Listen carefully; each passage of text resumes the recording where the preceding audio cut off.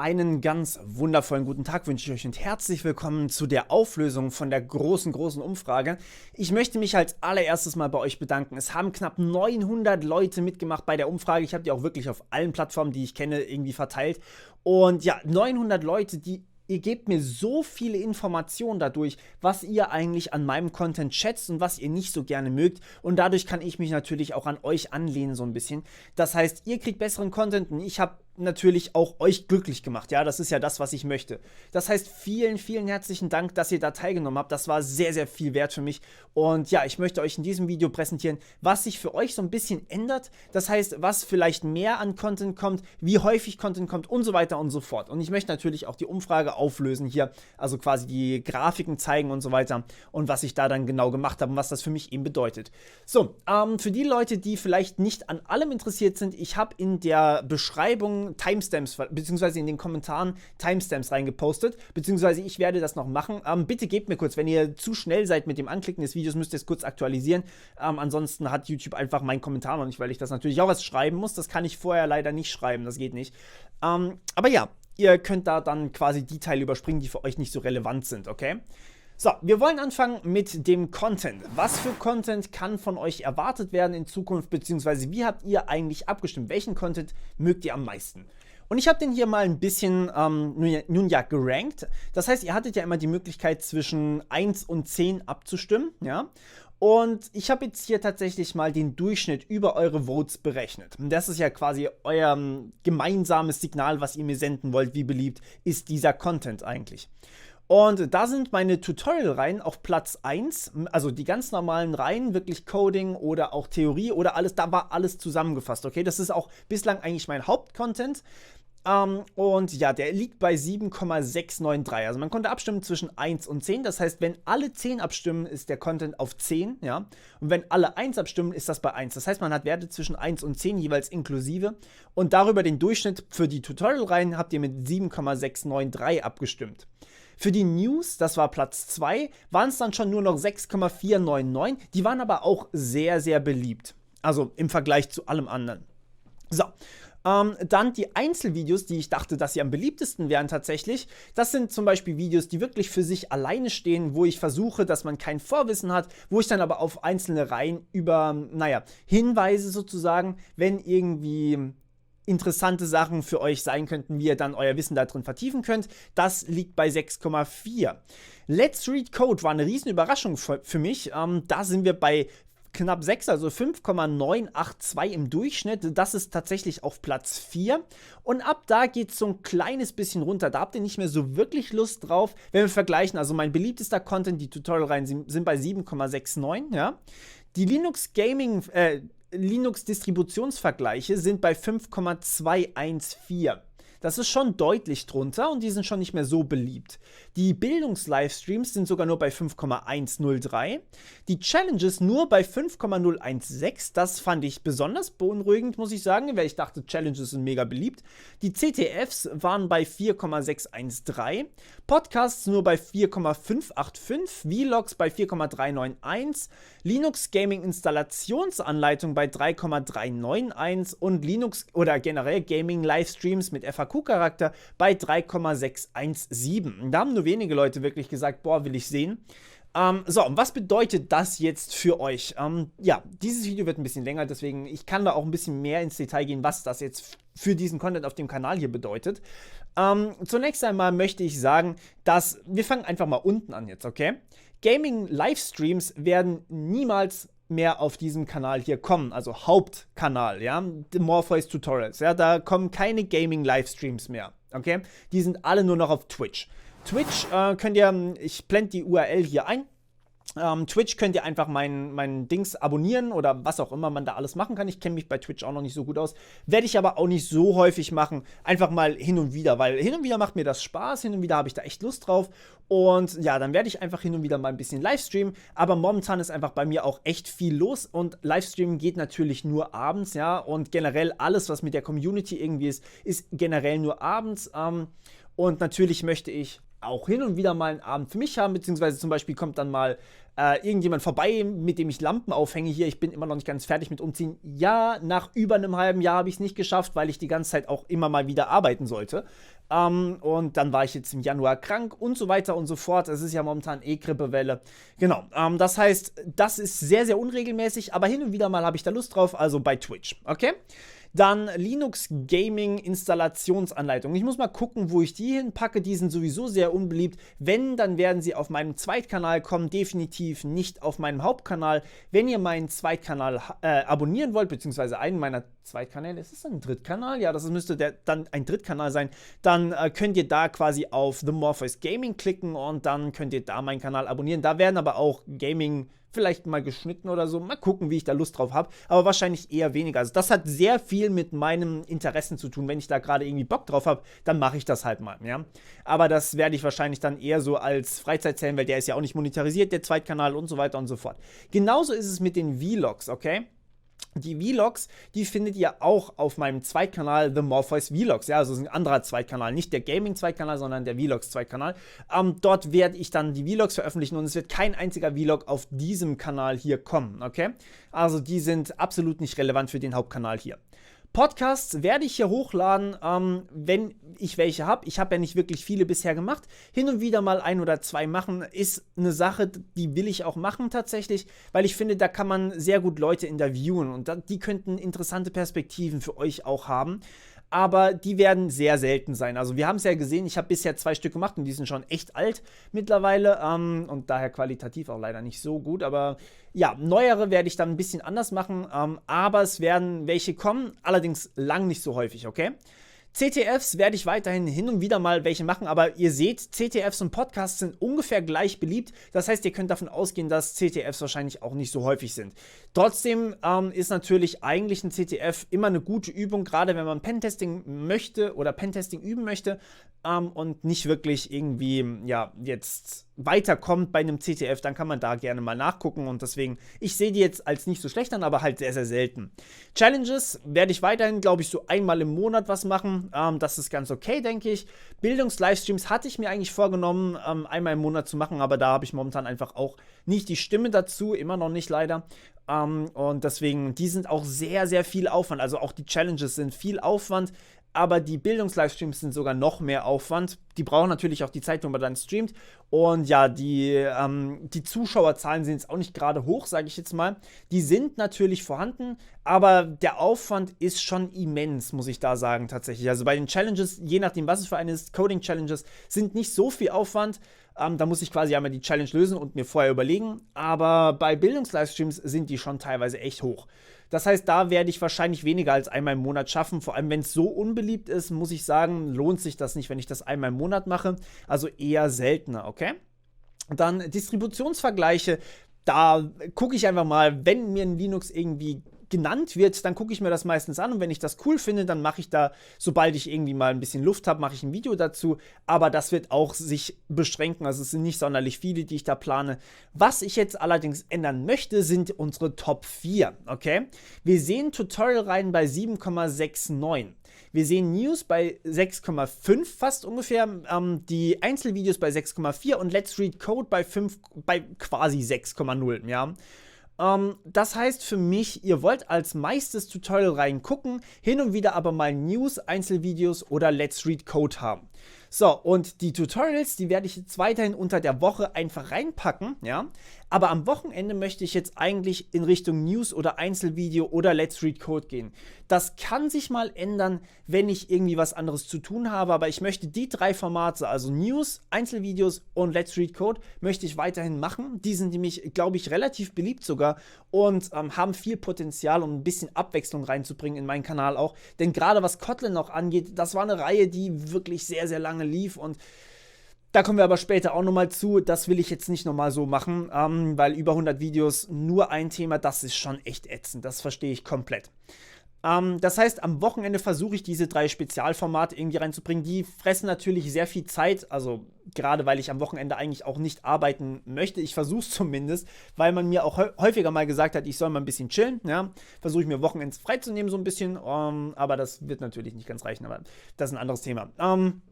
Genau, also das heißt, die 3 Formate könnt ihr eher am Wochenende erwarten und wenn ihr an mein Tutorial rein interessiert seid, dann eher unter der Woche. So würde ich zumindest grob planen, okay?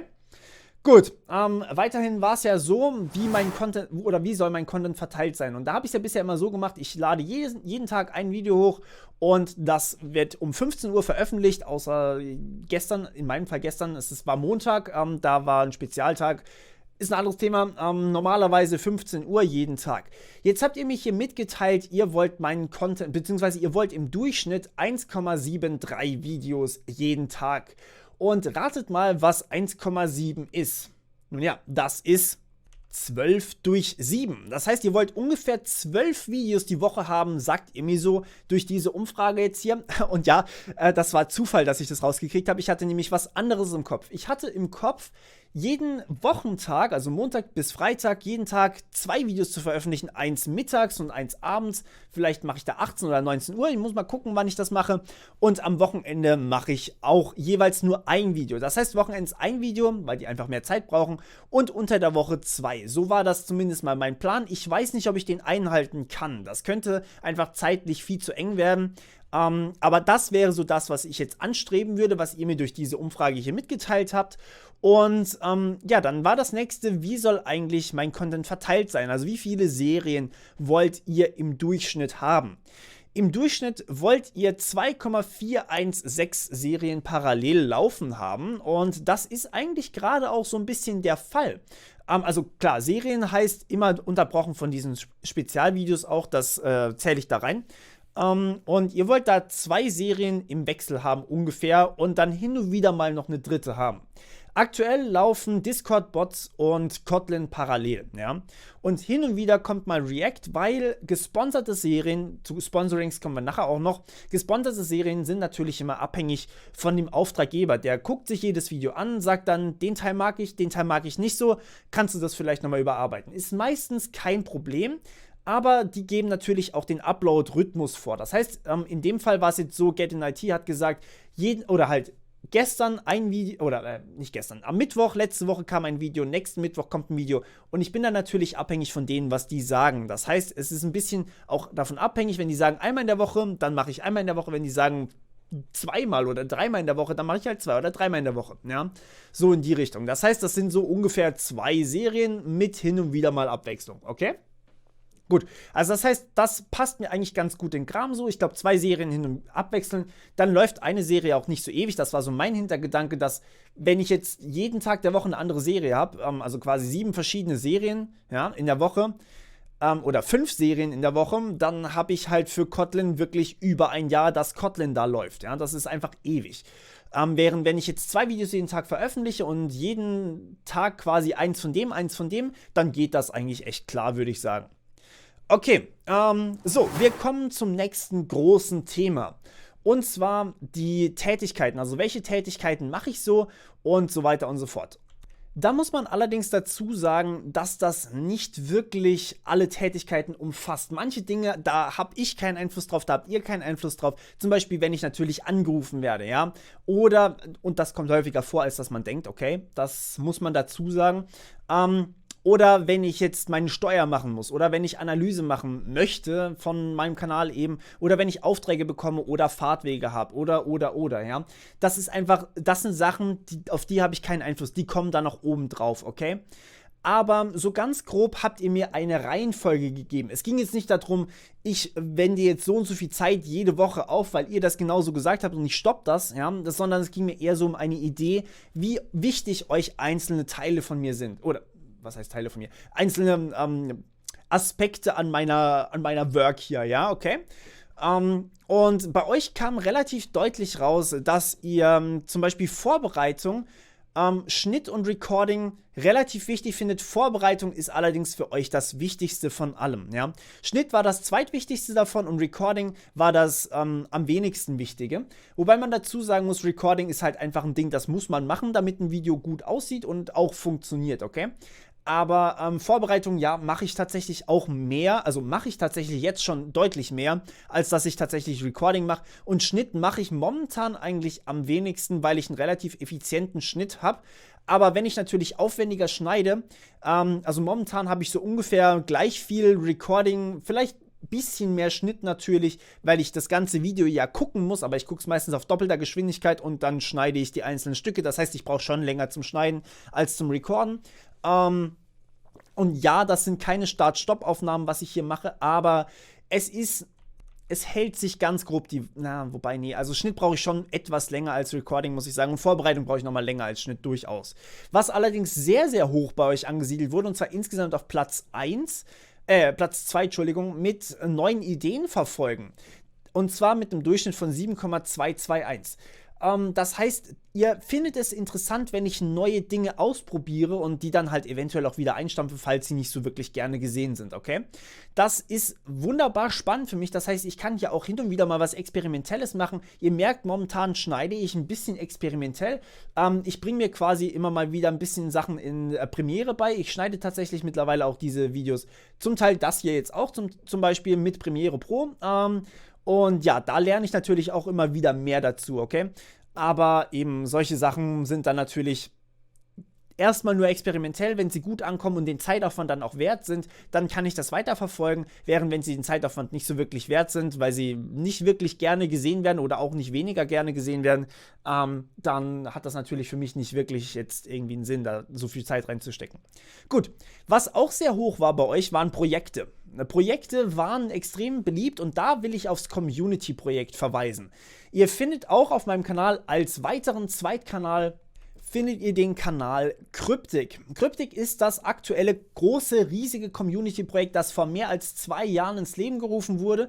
Und ja, es gibt es immer noch und ja, es sieht mittlerweile auch echt verdammt geil aus. Wir haben mittlerweile wirklich so viele coole Leute, die da mitwirken und mitgewirkt haben dran. Es wächst und wächst und wächst und ja, es wird ein Browser-Game, falls ihr nichts davon mitgekriegt habt. Und wenn ihr irgendwie Interesse daran habt, dann könnt ihr sehr, sehr gerne mal auf dem YouTube-Kanal von Cryptic vorbeischauen und euch da mal über den Stand informieren. Wir haben allerdings sehr, sehr viele verschiedene Themen, die wir dort behandeln. Und teilweise habe ich dazu leider noch nicht mal ein Tutorial gemacht, ja. Was wir allerdings aktuell definitiv brauchen, und da muss ich kurz spickeln, das sind definitiv immer Designer und Frontend-Menschen, weil wir das natürlich nicht so viele haben und weil das allerdings sehr, sehr viel Aufwand und Arbeit auch ist, ja. Und wir brauchen jemanden für eine Präsentationswebseite. Das heißt nicht das Projekt selbst, sondern für eine Webseite, die das Projekt, illustriert, also quasi zeigt, wie der Stand ist und so weiter und so fort. Da brauchen wir definitiv Leute. Wir brauchen aber auch Leute, die gerne Texte schreiben. Also wenn jemand von euch irgendwie Deutschbegabung hat, dann oder auch Englischbegabung, dann kann er gerne vorbeikommen. Wenn ihr vielleicht Mehrsprachler seid, auch gerne vorbeikommen. Übersetzung ist auch immer ein Thema.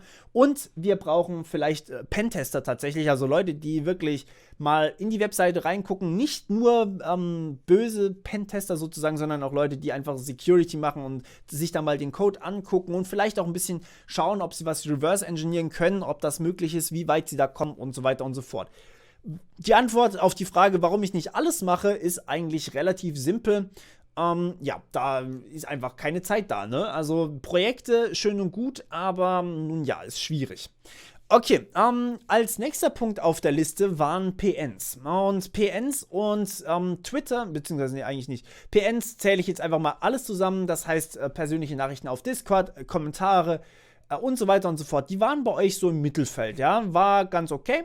Und knapp darunter waren News- und Infosuche. Ja, das heißt, einmal kurz gucken, was es so an Neuigkeiten gibt. Vielleicht irgendwelche Sachen, die ich halt dann in den News verwursten kann. Das frisst tatsächlich bei mir auch ungefähr so in dem Raum an Zeit. Und was darunter steht allerdings, ist auch interessant gewesen. Challenges entwickeln, Streamen, Discord und Twitter sind auf dem absteigenden Ast mit knapp 5 und nochmal knapp 5, also 4,48 war Discord und 3,7 war Twitter. So, was das jetzt alles für mich bedeutet, ist Folgendes. Ich habe ja hin und wieder mal, also gerade die unteren, also persönlichen Nachrichten, News- und Infosuche, Stream nicht, Discord und Twitter, die fallen da rein, ja, diese 4 Dinge. Und da habt ihr mir zumindest zu erkennen gegeben, dass euch das nicht so wichtig ist, dass ihr es aber trotzdem gerne hättet, ja. Das sind so Sachen, die mache ich einfach, weil ich euch gerne helfe oder helfen möchte. Und die sind tatsächlich ziemliche Zeitfresser geworden, weil natürlich auch sehr, sehr viele Nachrichten, Kommentare und so weiter kommen. Ich finde das aber trotzdem sehr, sehr wichtig, weil A, gebt ihr mir Feedback, was ich besser machen kann, wie zum Beispiel auch diese Umfrage hier, die kam durch ein Feedback von euch, und B, kann ich euch natürlich bei euren Problemen helfen. Und ja, das möchte ich weiterhin auf jeden Fall verfolgen, deswegen werde ich das vielleicht in Zukunft so machen, dass ich das auf meinen Reisewegen irgendwie versuche unterzukriegen, okay?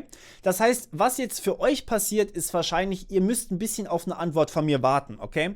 Ich werde das jetzt einfach so lange ein bisschen aufschieben und nur lesen, und wenn ich dann wirklich mal länger mit dem Zug unterwegs bin, was immer mal wieder vorkommt, dann werde ich einfach mal alles beantworten, was ich habe. Das heißt, ich sitze dann wirklich im Zug und, also momentan habe ich so circa, naja, sagen wir mal so 5 bis 10 Stunden in der Woche, wo ich wirklich Nachrichten beantworte, okay? Das ist schon definitiv viel und deutlich mehr als das, was ihr mich hier angegeben habt. Denn wenn man das jetzt mal auf Stunden pro Woche ausrechnet, dann landen wir da so bei, nun ja, so ungefähr 3 oder sowas Stunden pro Woche, die ich da rein investieren sollte. Während Recording und Schnitt 3,78 und 3,79 sind. Also ich kann da auf die Zeit nicht wirklich gehen. Aber ich werde das weiterhin einfach machen, wenn ich mit dem Zug irgendwie unterwegs bin. Das heißt aber für euch, ihr müsst ein bisschen länger warten auf eine Antwort von mir, okay? Ich hoffe, das ist kein Problem für euch. Ich versuche es, wie gesagt, immer zu machen, wenn ich kann. Aber es kann mal vorkommen, dass es ein paar Tage oder vielleicht sogar mal ein paar Wochen geht, wenn ich mal nicht so viel unterwegs bin. Gut, Stream war tatsächlich hier auch sehr, sehr niedrig, genauso wie Challenges entwickeln. Ich nehme mal an, dass das dem von vorhin entspricht, also gerade was mein Content auch angeht. Und ja, dementsprechend werde ich dann nicht so viel Zeit damit verbringen. So, der nächste Punkt sind die Monetarisierung oder ist die Monetarisierung. Und zwar, warum ist Monetarisierung irgendwie wichtig? Nun ja, ich muss oder ich möchte von dem ganzen leben. Klar, ich könnte mir nebenher einfach einen Job suchen, aber wenn ich einen Job habe, nach 8 Stunden Arbeit, bin ich ganz ehrlich, da wird es wahrscheinlich ein bisschen eng werden, mich dann noch jeden Tag hinzusetzen und ein Tutorial zu veröffentlichen, beziehungsweise überhaupt nur zu machen, ja. Bin ich ehrlich mit euch, das würde ich wahrscheinlich einfach nervlich und zeitlich nicht hinkriegen. Das heißt, das fällt einfach flach und ich möchte das Ganze auch Vollzeit für euch machen. Also ich möchte euch auch wirklich Vollzeit-Content geben können und hier als Dozent auf YouTube quasi tätig sein, okay? Das heißt, ich muss mich irgendwie finanzieren. Nun ist YouTube nicht gerade, nun ja, ihr wisst vielleicht, dass es schwierig ist auf YouTube, wirklich viel zu verdienen oder genug zum Leben zu verdienen, und deswegen habe ich momentan 2 Dinge, die ich zusätzlich noch mache oder noch mehr mache. Ich habe auch hin und wieder mal Aufträge, aber ich möchte im Endeffekt von YouTube alleine am liebsten leben, weil ich euch dann natürlich auch den besten und den meisten Content liefern kann, okay? Aber deswegen muss ich einige Dinge tun, und zwar zum Beispiel, also momentan mache ich vor allem 2 Dinge, und zwar Patreon, da kann man mir regelmäßig spenden jeden Monat, das hilft mir enorm, denn ihr seht hier auch tatsächlich meinen YouTube-Umsatz, der ist im letzten Monat, beziehungsweise in den letzten 28 Tagen bei $1.800 ungefähr gewesen. Das sieht jetzt erstmal viel aus, aber wenn ich euch erzähle, dass ich selbstständig bin, was ich definitiv sein muss, wenn ich über YouTube Geld verdiene, dann bedeutet das für mich, ich muss auch 500 Euro an die Krankenkasse jeden Monat zahlen, und ich muss auch noch Steuern davon zahlen, und dann muss ich noch Miete zahlen und so weiter und so fort. Da bleibt nicht sonderlich viel übrig. Vor allem als Selbstständiger ist das wirklich wenig. Deswegen haben mir auch schon viele geraten, lasst das doch sein, mach einen vernünftigen Job und so weiter und so fort. Also von euch meine ich tatsächlich auch. Was ich definitiv nicht machen möchte, ich möchte das hier weitermachen, habe ich auch schon mehrfach jetzt gesagt, und es ist eigentlich ein guter Trend, den wir hier verfolgen. Wir sehen auch, im letzten Monat sind 15% mehr dazugekommen, was einfach an 16% mehr Aufrufen liegt. Natürlich, die Leute, die Adblocker haben, die zählen da natürlich nicht rein, und es ist auch immer so ein bisschen am Schwanken, je nachdem wie werbefreundlich Unternehmen gerade sind, weil ihr ja alle Werbung guckt. Aber Patreon ist ein großer Punkt für mich, und ihr habt mir hier das Feedback gegeben. Für die meisten von euch ist Early Access auf Patreon okay, aber auf gar keinen Fall für News. Ja, das kam in den Antworten, also hat mir einer geschrieben, Early Access ja, aber bitte nicht für News oder für Sondervideos. Und nein, Patreon hat definitiv keine News, die ihr noch nicht bekommen habt. News sind einfach Sachen, die muss man sofort veröffentlichen. da kotzt es mich schon an, wenn YouTube mein Newsvideo demonetarisiert und die Überprüfung dann 2 Tage dauert, ja. Ich brauche dann vielleicht einen Tag zum das Ding erstellen, YouTube braucht 2 Tage, ich kann das nicht vorher auf Patreon stellen. Auf Patreon sind hauptsächlich Reihen, die nicht altern, okay? Also ich versuche das wirklich so zu machen, dass ich auf Patreon die Sachen länger lasse, also zum Beispiel LaTeX hat Patreon schon eine halbe Ewigkeit, habe ich hier immer noch nicht veröffentlicht auf YouTube. Aber LaTeX altert nicht, das verändert sich nicht, ja. Das heißt, ich kann das später irgendwann hier auch noch veröffentlichen, während Dinge wie zum Beispiel Kotlin, ja okay, Kotlin auch nicht unbedingt, aber eben Serien, die schnell altern, die will ich natürlich auch auf YouTube möglichst schnell rausbringen, ja, weil ihr sonst alten Content kriegt, das macht keinen Sinn. So, das zweite, was ich auch mache, sind Sponsorings und Kooperationen. Und da seid ihr deutlich mehr dafür als für den Early Access, was für mich natürlich auch wieder wichtiges Feedback ist. Das heißt, ich werde versuchen, zuerst Patreon sozusagen dieses Early Access Modell ein bisschen einzustampfen, wenn es von der Monetarisierung auf YouTube reicht. Also wenn ich groß genug geworden bin, ja, momentan reicht es definitiv nicht. Ich bin auf Patreon mehr oder weniger angewiesen und werde natürlich mehr auch in die Richtung Sponsorings und Kooperationen machen, denn hier sind tatsächlich 92,5% von euch sind für Sponsorings und Kooperationen, was natürlich super, super spaßig oder super cool auch für mich ist, einfach eine tolle Erfahrung ist, weil ich natürlich auch von den Firmen einfach sehr viel lernen kann und ja, dann tatsächlich auch einfach nette Leute kennenlerne, die vielleicht auch interessante Ideen für mich haben, neue Formate entstehen und so weiter und so fort. Also ich finde das persönlich auch sehr, sehr bereichernd, muss ich sagen. Und deswegen freue ich mich darüber, dass ihr das auch so seht und dass ihr auch in diese Richtung wollt. Das ist wahnsinnig wertvoll für mich. Und ja, danke dafür nochmal. Genau, und dann gehen wir direkt weiter, und zwar die MorphCon. Okay, zunächst einmal müssen wir hier beachten, und zwar hier oben sehen wir das, dass nur 736 Antworten insgesamt gegeben wurden. Das heißt, über 100 Leute oder über knapp 200 Leute sogar haben überhaupt kein Interesse an der MorphCon, ja. Das heißt, die fallen schon mal von vornherein raus. Und dann haben wir hier mehrere Leute, die abgestimmt haben, wie viel sie für eine MorphCon bezahlen würden. Im Durchschnitt waren das 24,35 €, wobei dann natürlich schon viele Leute rausfallen. Also über 50% fallen dann schon raus, nämlich die Leute, die keinen Cent bezahlen würden, 10 € bezahlen würden und 20 € bezahlen würden. Das heißt, das ist hier mit Vorsicht zu genießen. Und das ist natürlich auch immer örtlich abhängig. Das heißt, wenn ich eine Location bekomme, wo ich jetzt ohne Probleme irgendwie einen kostenlosen Raum kriege und so weiter und so fort, dann ist das natürlich nur im Endeffekt, ja, das Essen, was man da irgendwie organisieren muss, und dann kommt es natürlich auch darauf an, vielleicht mache ich das Essen eben nicht gratis und so weiter und so fort. Das sind alles Sachen, die kein Problem wären dann, aber wenn ich natürlich für den Raum auch was zahlen muss oder auch generell für einfach die Location oder für irgendwas anderes zahlen muss, dann wird es natürlich schwierig. Das heißt, ja, hier müssen wir mal gucken, wie wir das machen. Vielleicht auch gesponsert irgendwie. Ich weiß es nicht so genau. Vielleicht hat da jemand Interesse auch dran, der sich jetzt vielleicht dieses Video hier anguckt. Eine MorphCon zu sponsern war ja letztes Mal im Endeffekt auch so bei der ersten. Und ja, das war für mich einfach interessant zu wissen, wann für euch so die Grenze ist und wann ihr sagt, jo, bis dahin absolut kein Problem. Ist aber natürlich immer ein riesiges Problem, gerade was die Örtlichkeiten angeht, okay? Also gerade wenn ich sage, hey, wir machen das jetzt in, I don't know, Frankfurt, dann können natürlich die Leute aus Berlin nur bedingt kommen. Das ist einfach mal klar. Ja, als nächstes haben wir Merch. Also Merch beziehe ich jetzt auf mehrere Dinge, und zwar zum Beispiel T-Shirts, aber es gibt auch andere Möglichkeiten. Und ja, tatsächlich haben hier 62% kein Interesse. Allerdings bedeutet das im Umkehrschluss, wenn man alle zusammenrechnet, dass hier unglaubliche 38% tatsächlich Interesse daran haben. Und hier will ich mal ganz kurz auf die Patreon-Option hinweisen. Wenn ihr mir auf Patreon einen gewissen Betrag spendet, das steht dann da immer dabei, dann werde ich euch einfach tatsächlich ein Merch zuschicken. Also ein T-Shirt zuschicken oder sowas. Ich habe schon 2 Stück designt, also 2 Motive im Endeffekt, die man sowohl für T-Shirt als auch für Pullover oder was auch immer ihr wollt, haben kann. Ich kann es allerdings nicht komplett günstig machen, weil ich natürlich das Ding auch im Endeffekt drucken lassen muss, ja. Und das kostet mich tatsächlich schon relativ viel. Deswegen bin ich da auch ein bisschen limitiert. Wenn jemand jetzt tatsächlich sagt, hey, ich habe Bock auf Merch und Patreon ist komisch oder viel zu teuer oder was auch immer, dann möge er mich bitte, bitte anschreiben. Dann lässt sich da definitiv was machen. Es muss nicht unbedingt so sein, dass ich daran verdiene. Das ist mir eigentlich relativ egal. Ich will eigentlich bloß euch mehr oder weniger auch ein bisschen damit glücklich machen. Und habe mir da vielleicht auch schon ein bisschen was überlegt, wobei ich da noch nicht im Detail weiß, wie ich das machen möchte. Deswegen will ich das hier jetzt auch noch nicht bekannt geben. Aber wir kommen nun zum letzten großen Punkt, und zwar dieser riesige Punkt, ja. Was passiert, wenn ich mehr verdiene? Und damit meine ich natürlich, wenn sich hier quasi meine Lebenshaltungskosten tragen, was mache ich dann? Oder was, wenn ich jetzt irgendwie noch weiter wachse, wie investiere ich das Geld wieder? Und nein, ich bin keiner, der sagt, hey, ich brauche einen Lebensstandard von 4.000 Euro jeden Monat netto. Ja, das brauche ich nicht. Ich bin hier absolut glücklich in meiner Wohnung und ja, so wie ich hier lebe, will ich weiterleben. Aber was ich natürlich dann machen kann, ist das Geld zu investieren in weitere Sachen, die den Kanal irgendwie was bringen. So, und hier hatte ich jetzt mal im Endeffekt 4 große Ideen. Einmal ein Team.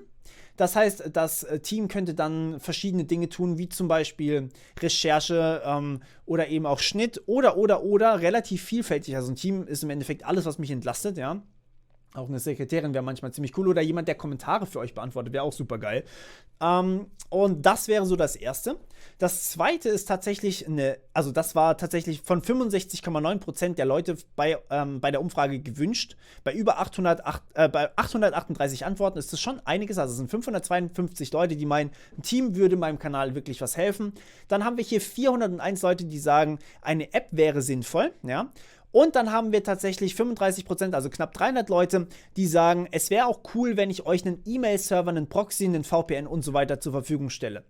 Und dann haben wir noch weitere 233 Leute, die sagen, Vor-Ort-Events, zum Beispiel MorphCon oder eben auch Vor-Ort-Schulungen und so weiter, wäre auch interessant.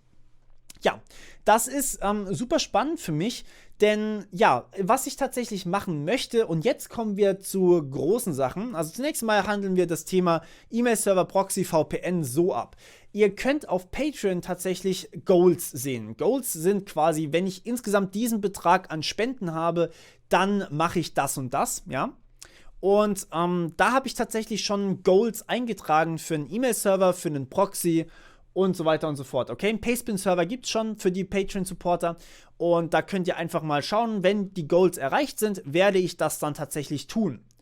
So, eine App, da bin ich tatsächlich schon im Gespräch mit einem Freund von mir, der Freelancer ist und, oder im Endeffekt auch Informatiker ist, der das vielleicht schreiben würde.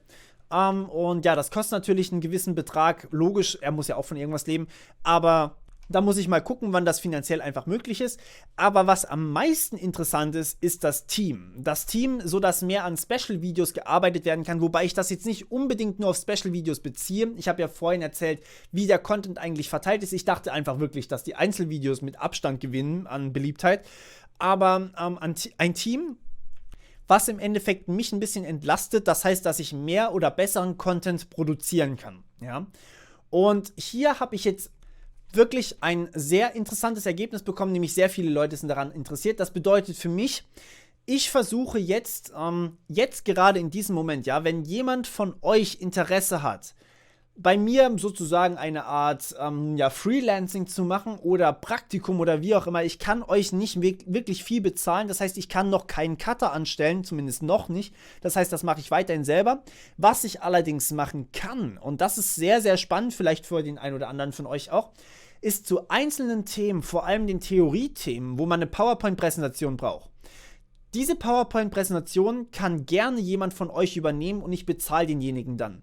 Ich habe mal nachgelesen, wenn man Freelancing macht und weniger als 410 Euro jedes Jahr verdient, also im Jahr weniger als 410 Euro, dann muss man das nicht versteuern. Das ist quasi einfach ein kleines Zusatzgeschäft. Das heißt, wenn jemand eine PowerPoint-Präsentation zu einem Thema, wo er sich wirklich, wirklich gut auskennt, wenn er dazu eine PowerPoint macht und mir die dann quasi schickt und vorliefert, dann habe ich die Möglichkeit, denjenigen auch zu bezahlen. Und so ein riesiges PowerPoint-Projekt wäre natürlich auch interessant. Also ihr könnt es mit Impress machen, ihr könnt es mit PowerPoint machen, sollte natürlich nur dementsprechend gut aussehen und die Infos müssen natürlich richtig sein. Das heißt, es ist nicht eine komplette Entlastung für mich, weil ich natürlich immer noch Skript schreiben muss und so weiter und so fort. Schnitt bleibt auch bei mir, das ist klar.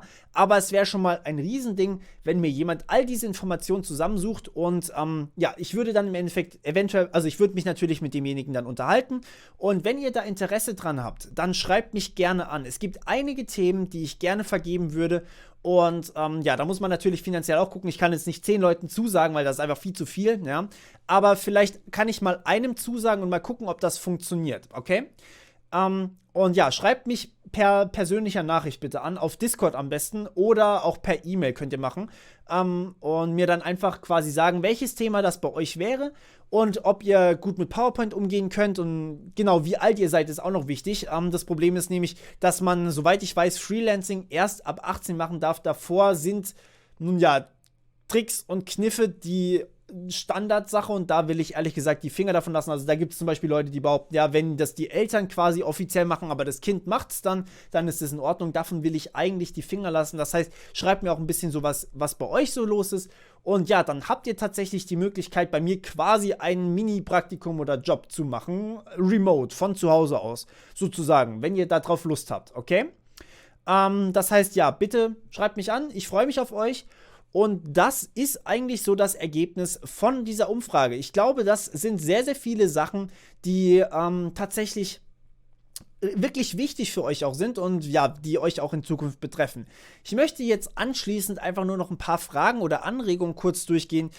Und ja, natürlich, sehr, sehr viele Leute haben Danke geschrieben am Ende der Umfrage. Ich will jetzt allerdings natürlich hier die rauspicken, sozusagen, die auch noch zusätzliche Sachen sich wünschen. Und das erste ist, dass man quasi 2 Videos täglich hat, aber weniger auf das Beantworten von PNs eingeht. Ich glaube, das geht in die Richtung, die ich jetzt auch hier vorgestellt habe. Und ich glaube, damit fahre ich so ein gutes Zwischending. Dann waren tatsächlich einige Leute dabei, die gesagt haben, sie würden gerne herausfinden, wie sie das Wissen auch tatsächlich anwenden können, ob ich mal größere Projekte machen kann. Das fand ich auch sehr spannend und sehr interessant und das werde ich definitiv weiter verfolgen. Gerade das fehlt meinem Kanal, glaube ich, noch so ein bisschen. Das will ich auch machen, auf jeden Fall. Genau, das mit dem Early Access hatte ich euch ja schon gesagt, dass das auf keinen Fall beim News kommen darf. Und dann waren noch Leute dabei, die gesagt haben, ob ich meine Tutorials auch in Text- oder Buchform bringen kann. Ja? Text- oder Buchform ist einfach nicht mein Format. Okay, ich rede gerne. Was heißt, ich rede gerne? Aber ich kann Sachen gut grafisch zeigen, während ich dazu rede. Und wenn ich jetzt anfange zu schreiben, ich weiß nicht, da gibt es schon sehr, sehr viele Quellen und ich finde ehrlich gesagt, die Videoquelle im deutschen Bereich einfach noch ein bisschen, die ist noch mangelhaft, ja, die gibt es einfach noch nicht genug, während Bücher, naja, das gibt es schon eigentlich soweit. Und deswegen, ich persönlich kann recht gut mit Videoform. Das ist jetzt das Format, auf das ich mich festgelegt habe, beziehungsweise was heißt festgelegt habe, aber das ist das, was ich einfach schon gut kann, was ich schon häufig gemacht habe. Da habe ich einen Workflow. Ich glaube, das lohnt sich deutlich mehr, als wenn ich jetzt hier Textform noch schreiben würde. Und was auch viele Leute gesagt haben, ist, sie würden sich gerne oder was heißt viele, aber 5, 6 Leute haben gesagt, sie würden sich auch anspruchsvolleren Content wünschen.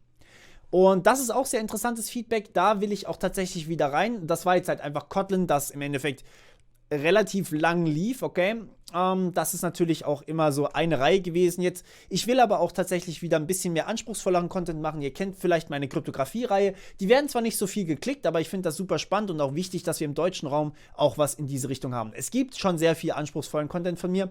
Deswegen, ich glaube, ihr seid da auch erstmal versorgt, aber ich will da auch wieder mehr reingehen. Ja, und dann gab es noch eine coole Sache. Da hatte jemand Bock auf einen Döner und hat das direkt reingeschrieben. Döner kannst du bei mir leider keinen kaufen, aber ich hätte auch Bock. Also wenn du einen hast, dann komm gerne vorbei und bring einen mit. Ja, und das war's von meiner Seite. Ich danke euch, dass ihr ein knapp 40-minütiges Video, oh mein Gott, das zu schneiden wird spaßig, ja, so ein langes Video gesehen habt und wir hören uns beim nächsten Mal, was wahrscheinlich wieder ein ganz normales Tutorial ist, beziehungsweise außer es ist Sonntag, dann müssen wir mal gucken. Gut, alles klar, dann macht's mal gut und wir hören uns. Bis dann, ciao.